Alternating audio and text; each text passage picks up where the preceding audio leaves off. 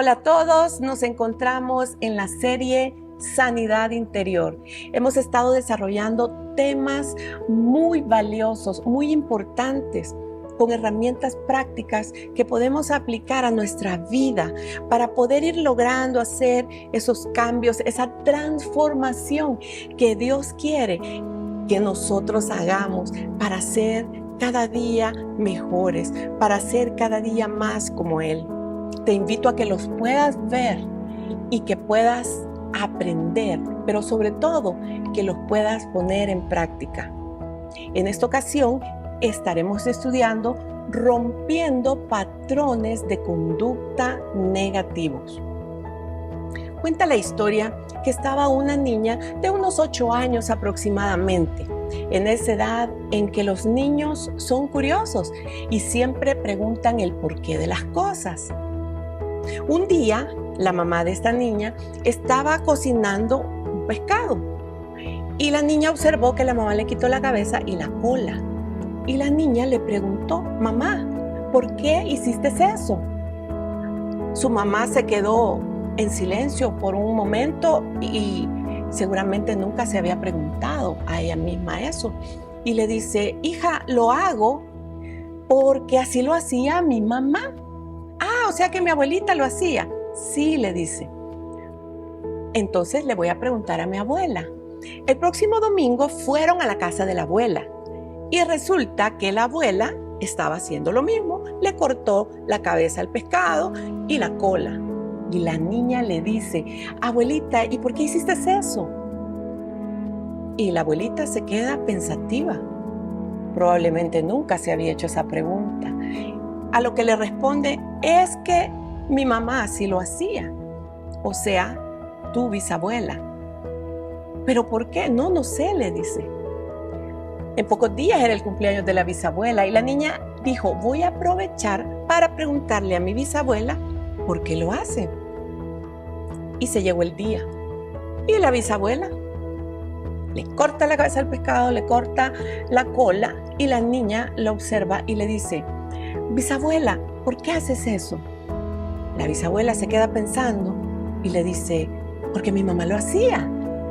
Sí, pero ¿por qué? Fácil, le dice la bisabuela, porque antes éramos muy pobres y teníamos una cacerolita bien pequeña y como a nadie le gustaba la cabeza ni la cola, mi mamá decidió cortarla a razón de que se cocinara más rápido el pescado en esa cacerolita pequeña. Y esa es la razón. ¡Wow! Si nosotros nos ponemos a pensar, muchas veces nos pasa exactamente lo mismo. Hacemos cosas y no sabemos por qué las hacemos. Simplemente las hacemos. Y esta es una buena oportunidad para que nosotros nos hagamos esa misma pregunta que hizo esa niña de 8 años. ¿Por qué hago lo que hago? Y de eso se tratan justamente los patrones de conducta. La definición de un patrón de conducta es la forma de actuar de una persona que obedece al modelo que otra le está dando. En otras palabras, es lo que observamos de otros. Eso lo imitamos en nuestra infancia y lo vamos aprendiendo. Generalmente de nuestros padres. Nuestros padres son la principal influencia en el desarrollo de nuestros patrones de conducta. Lo vemos de nuestros padres y lo imitamos desde que somos pequeños. No solo de nuestros padres, sino también de nuestros tíos. Pueden ser abuelos, pueden ser amigos, personas influyentes en nosotros. Incluso puede ser un personaje de la televisión, alguien que nosotros vemos y como estamos en formación, modelamos, repetimos lo que vemos sin analizarlo y creyendo que eso es lo normal. Fíjese que yo recuerdo cuando estaba pequeña, bastante pequeña, quizás unos 7, 8 años, pero yo lo recuerdo bastante bien. En mi casa, cuando alguien se equivocaba, Si yo me equivocaba en algo, consciente o inconscientemente, yo recibía un regaño por aquello, un reclamo. Era, ¿por qué te equivocaste? Ten más cuidado, fíjate lo que haces. Ese tipo de cosas. Y para mí, en ese momento, eso era lo normal, porque era mi ambiente. En una ocasión, y lo recuerdo tanto porque me marcó, había llegado una tía a visitarnos y me pidieron que si les ayudaba a servir una soda, y las sodas venían en envases de vidrio. Y yo dije sí, pero como yo estaba pequeña, tuve un accidente, la botella se cayó, se quebró, se derramó la gaseosa. ¿Y qué creen que fue lo primero que a mí se me vino a la mente? Ya me cayó el regaño, porque para mí eso era lo normal. Pero como estaba mi tía, pasó algo diferente. Mi tía fue la primera en reaccionar ante lo que me había sucedido y me dijo: hija, ¿estás bien? ¿No te heriste? ¿Te encontrás bien? Y me empezó a revisar las manos a ver si no me había herido. Y yo solo le dije: se cayó la soda. Y me dijo: eso no importa, lo importante es que estés bien, los accidentes suceden. Y en ese momento yo capté, siendo una niña, que habían otras maneras también de reaccionar ante las cosas, que a esa corta edad aún no había sido expuesta a eso, pero así sucede. En ese momento para mí lo natural era que me hubieran regañado, pero alguien más hizo algo diferente que fue mejor. Un patrón de conducta es cuando algo, dice, son ciertas reacciones de la persona que se hacen frecuentes en determinados ambientes o situaciones y constituyen patrones de comportamiento. O sea, aquí hay un componente que es una acción o una reacción que es frecuente, que es constante o repetitiva ante una persona, ante un determinado ambiente, ante una situación, puede ser incluso ante la naturaleza. Un patrón repetitivo. Yo conozco personas que cuando llueve se deprimen y lloran y no saben por qué. Yo una vez ahondé en eso con una persona y ya haciendo memoria, resultaba de que eso era lo que veía que hacía su mamá. Por alguna razón le provocaba tristeza la lluvia y ella aprendió a hacer lo mismo. O, por ejemplo, ¿qué hago yo cuando hay mucha gente, cuando estoy ya en un ambiente social? De forma repetitiva, ¿qué es lo que yo hago? Entonces esas cosas son las que tenemos que analizar. Y los patrones de comportamiento involucran todo nuestro ser. Nuestra forma de pensar, porque allí inicia todo. Nuestra forma de sentir, nuestras emociones y nuestra forma de actuar. Entonces debemos como tomar conciencia de que los patrones de conducta son algo bien amplio, son algo que nos pueden estar definiendo y es por eso muy importante que nosotros pues lo estudiemos el día de hoy para que nosotros los podamos identificar. Pero resulta que los patrones de conducta son difíciles de que nosotros los veamos, porque están tan en el subconsciente, o sea, se manejan desde el subconsciente y por lo tanto lo hacemos de forma automática. Esto se parece a cuando nosotros manejamos un vehículo. Manejar un vehículo, cuando ya sabemos manejar, se hace desde el subconsciente. Ya no estamos pensando, voy a frenar, voy a acelerar, voy a cambiar la velocidad. No, simplemente lo hacemos porque ya está internalizado.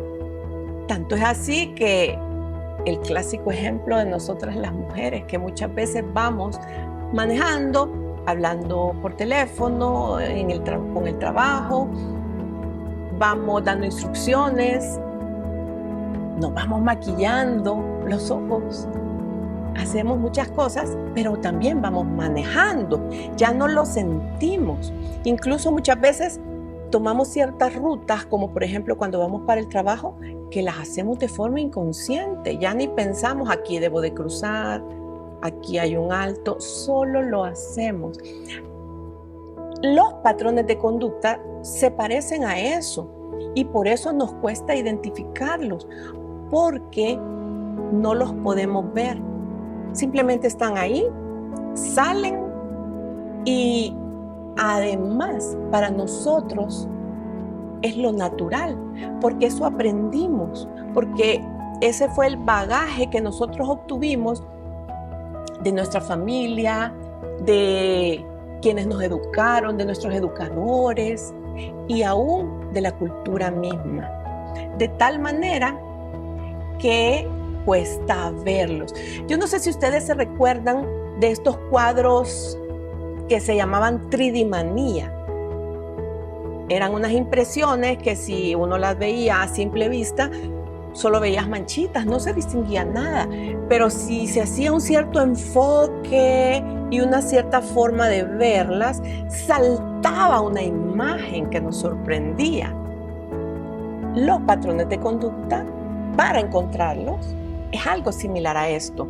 Nosotros debemos de buscar, nosotros debemos de forma consciente preguntarnos como esa niña de 8 años, ¿por qué hago lo que hago? ¿Por qué miento? ¿Por qué soy violento o violenta? ¿Por qué soy temeroso ante determinadas circunstancias? Debemos de preguntarnos. Y si bien es cierto, a nosotros mismos nos cuesta ver esos patrones de conducta negativos, créanme que a los demás no les cuesta ver. No sé si ustedes han vivido esa situación en donde hay muchas personas, hay 10 personas y 9 le están diciendo a una, mira, estás actuando de forma agresiva, por ejemplo, con tu forma de hablar. Todos están de acuerdo, menos la persona que lo está haciendo.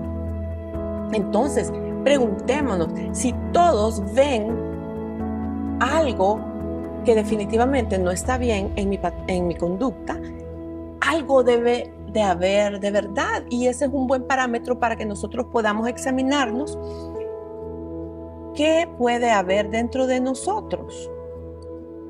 Los patrones de conducta pueden ser negativos, he mencionado varios negativos, pero también pueden ser positivos. Por ejemplo, ser responsables en nuestras tareas son patrones de conducta positivos.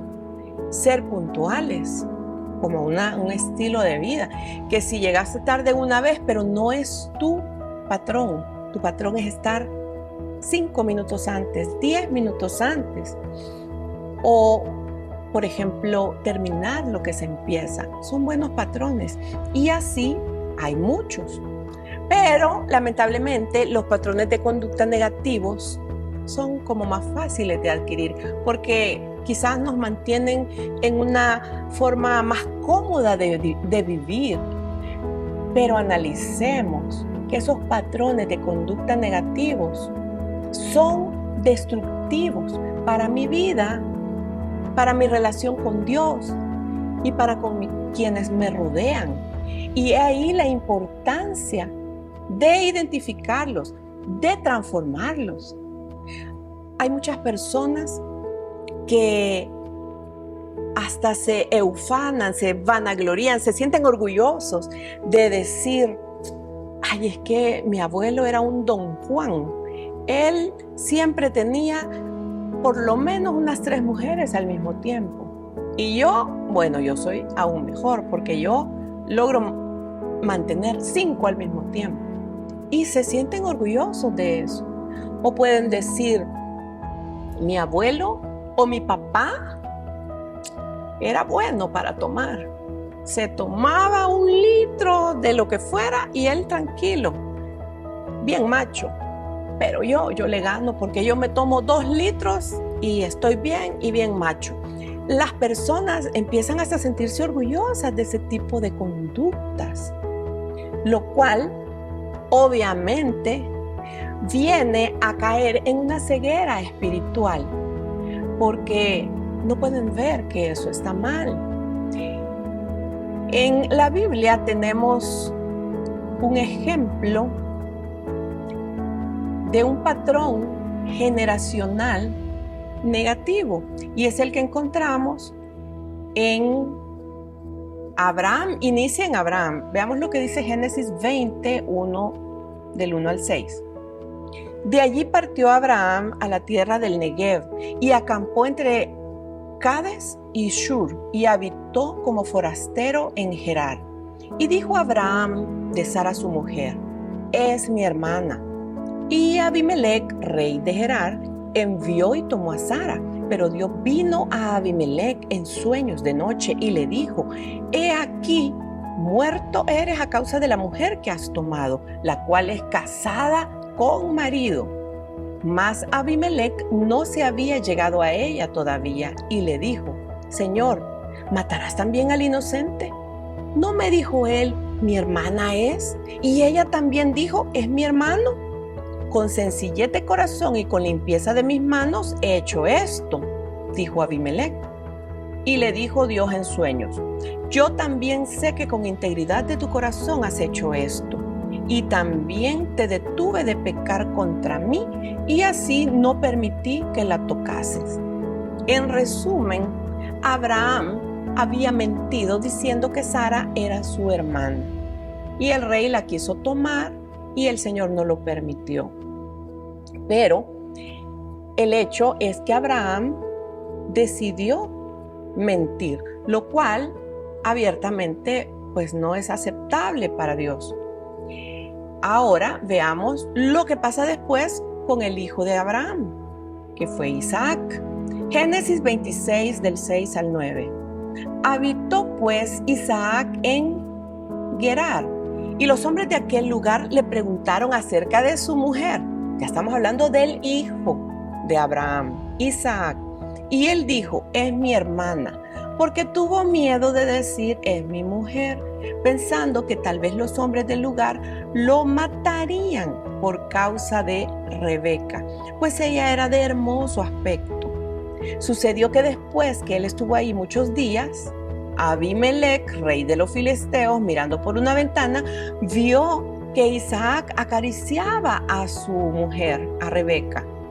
Y llamó a Abimelech a Isaac y le dijo, he aquí, ella es tu mujer. ¿Cómo pues dijiste, es mi hermana? E Isaac le respondió, porque dije, quizás moriré por causa de ella. ¡Wow! Está haciendo exactamente lo mismo que su papá. Y aunque en el mundo espiritual nosotros le podemos llamar una atadura espiritual, es cierto, si lo vemos en el mundo espiritual, es una atadura. Sin embargo, en el mundo natural, Isaac había visto, había oído que su papá mentía, que su papá consideraba que podían haber ciertas situaciones que justificaban mentir. Definitivamente lo aprendió de ahí, de ese modelo, porque no viene por casualidad. Después también Jacob le miente a Isaac. Ya van 3 generaciones, donde en Génesis 7, del 19 al 24, dice, y Jacob dijo a su padre, yo soy Esaú, tu primogénito, hecho como me dijiste, levántate ahora y siéntate y come de mi casa para que me bendigas. Entonces Isaac dijo a su hijo, ¿cómo es que la hallaste tan pronto, hijo mío? Y él respondió, porque Jehová tu Dios hizo que la encontrase delante de mí. E Isaac dijo a Jacob, acércate ahora y te palparé, hijo mío, para ver si eres Esaú o no. O sea que el papá dudaba, pero él no podía ver, ya estaba muy anciano. Y se acercó Jacob a su padre, quien le palpó y dijo: la voz es la voz de Jacob, pero las manos son las manos de Esaú. Y no le conoció porque sus manos eran vellosas como las manos de Esaú. Y le bendijo y le dijo: ¿eres tú mi hijo Esaú? Y Jacob respondió: sí, yo soy. Entonces Jacob, el nieto de Abraham, también le miente a su padre para robar la bendición de su hermano Esaú. Entonces aquí nosotros podemos ver que hay un patrón generacional que se va transmitiendo porque es lo que hacemos, es lo que modelamos, es lo que nuestros hijos ven y por eso ellos lo van repitiendo y lo van tomando como lo natural, como algo que se puede hacer, como algo que es aceptable. Y al final, pues, todas estas tretas de mentiras que ellos inventaron, en todas ellos al final fueron expuestos. Al final, la luz salió a la verdad. Y nosotros, pues, así pasa con todo lo que intentamos acomodar a nuestra manera. Si no es lo correcto, tarde o temprano, vamos a ser expuestos y vamos a quedar en vergüenza. Así es que es importante que estos patrones de conducta nosotros los podamos identificar. Y si alguien se vanagloria de esto, entonces esa persona está frente a una ceguera espiritual. Efesios 5:8 dice: porque en otro tiempo erais tinieblas, mas ahora sois luz en el Señor. Andad como hijos de luz. Significa que nuestra victoria está en Jesús, porque Él, por medio de Él, nosotros venimos a ser luz. Primera de Corintios 15:57 dice: mas gracias sean dadas a Dios, que nos da la victoria por medio de nuestro Señor Jesucristo. Qué importante es que nosotros entendamos que nuestra transformación va a venir de la obra de Jesús en nuestras vidas. Qué importante es que nosotros podamos pasar de las tinieblas a la luz. Qué importante es que el velo de ceguera y de oscuridad que estaba en nuestros ojos en nuestra vida pasada sin Jesús sea quitado cuando Jesús nos redime, cuando nacemos de nuevo. Porque cuando nacemos de nuevo, no solo tenemos luz, sino que también el Espíritu Santo viene a morar en nosotros. Y ese Espíritu Santo es el que nos da testimonio de lo que estamos haciendo mal. Él nos redarguye, Él nos guía, Él nos muestra toda verdad. De tal manera que entonces nosotros vamos a estar con las herramientas, vamos a estar capacitados para poder realizar una verdadera transformación en nuestras vidas que nos va a llevar a una bendición, nos va a llevar a esa vida en plenitud que Dios quiere para nosotros. Hay algo muy importante y es que el mundo, nuestros padres, nuestras influencias, la sociedad, la cultura nos enseña patrones equivocados. La misma cultura dice, por ejemplo, puedes tener unión libre y si no te parece, aquí no ha pasado nada. La cultura te puede decir, logra tu riqueza poniéndole el pie a otros. Puede suceder. La cultura te puede decir, en esta cultura puedes tener todas las mujeres que puedas mantener. Sí, el mundo, la sociedad, la cultura, las personas nos abruman, nos invaden con patrones de conducta. Pero ¿cuál es la manera correcta? ¿Cuál es ese referente? ¿Cuál es nuestra brújula para caminar en patrones agradables a Dios, en patrones positivos? Pues es la palabra de Dios. La palabra de Dios es la que expone cuáles son esos patrones agradables a Dios. Salmos 18:28 dice: tú encenderás mi lámpara. Jehová, mi Dios, alumbrará mis tinieblas. Es decir, es la luz de la palabra la que nos enseña, la que al dar esa luz hace que las tinieblas desaparezcan. La palabra es la que nos enseña esos patrones de vida. Dice 2 de Timoteo 3, 16, 17.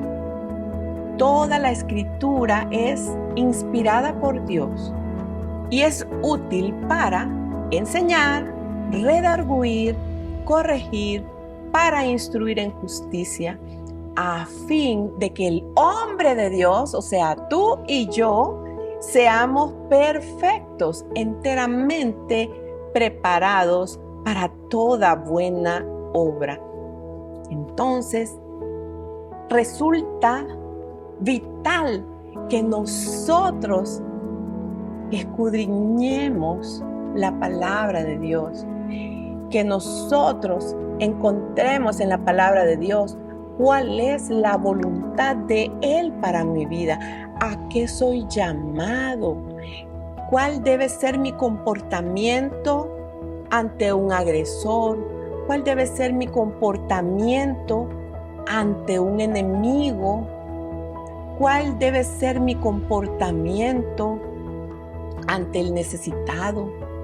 Nosotros vamos a encontrar todo, de tal manera que nosotros, al traer esa transformación a nuestra vida por medio de la obra de Jesús, por medio del Espíritu Santo que mora en nosotros y por esa voluntad nuestra de querer ser diferentes, eso va a traer como consecuencia que nuestra vida sea transformada, que nuestro comportamiento sea transformado, siendo de bendición, primeramente a nosotros, pero también a mis hijos, a mis padres, a todos aquellos con los que me relaciono y a quienes amo.